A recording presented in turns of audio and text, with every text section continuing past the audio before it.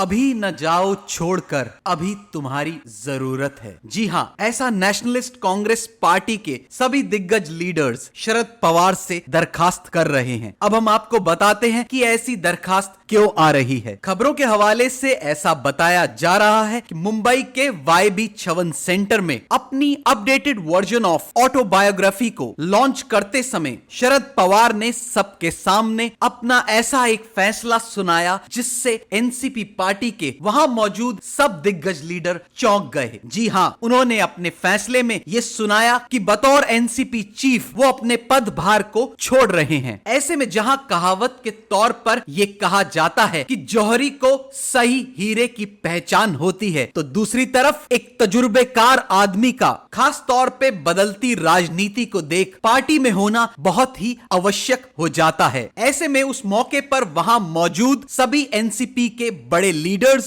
के आग्रह करने पर और साथ ही उन सब की भावनाओं को देख शरद पवार ने अपने पार्टी चीफ के पद से इस्तीफा देने पर पुनः विचार करने का फैसला लिया। अब हम आपको ले चलते हैं थोड़ा शरद पवार के जीवन की ओर। एनसीपी के चीफ शरद पवार उन दिग्गज लीडर्स में से कहलाए जाते हैं जहां उनकी पार्टी के साथ साथ अन्य राजनीतिक पार्टियां भी उनका आदर करती हैं। ऐसे में अगर उनके राजनीतिक करियर की बात की जाए तो 12 सितंबर 1940 को जन्मे शरद गोविंदराव पवार ने अपने राजनीतिक करियर के दौरान काफी बड़े पदभार भी संभाले हैं और इसके साथ साथ ही पूर्व में उन्होंने केंद्रीय मंत्री परिषद में पीवी नरसिम्हा राव के मंत्रिमंडल में बतौर रक्षा मंत्री और डॉक्टर मनमोहन सिंह के मंत्रिमंडल में बतौर कृषि मंत्री के रूप में भी कार्य किया है। जहां शरद पवार ने 4 बार बतौर महाराष्ट्र के चीफ मिनिस्टर के रूप में कार्यभार संभाला है। और अगर 1978 की बात की जाए तो उस समय पर सीएम बने शरद पवार एक यंगेस्ट चीफ मिनिस्टर के रूप में भी देखे जाते थे। शरद पवार जो कि महाराष्ट्र की बारामती सिटी से आते हैं और साथ ही महाराष्ट्र की स्टेट पॉलिटिक्स में एक बहुत ही ज्यादा अहम पर्सन के रूप में देखे जाते हैं। इसके साथ साथ ही अगर क्रिकेट की बात की जाए तो शरद पवार ने बतौर chairman for board of control for cricket in India में 2005 से लेकर 2008 तक कार्यभार संभाला है। इसके साथ साथ ही पूर्व में इंटरनेशनल क्रिकेट काउंसिल और मुंबई क्रिकेट एसोसिएशन में भी महत्वपूर्ण पदों पर कार्यभार संभाला है। आगे अगर बात की जाए तो 2017 के दौरान उन्हें पद्म विभूषण जो कि भारत का सेकंड हाईएस्ट सिविलियन ऑनर है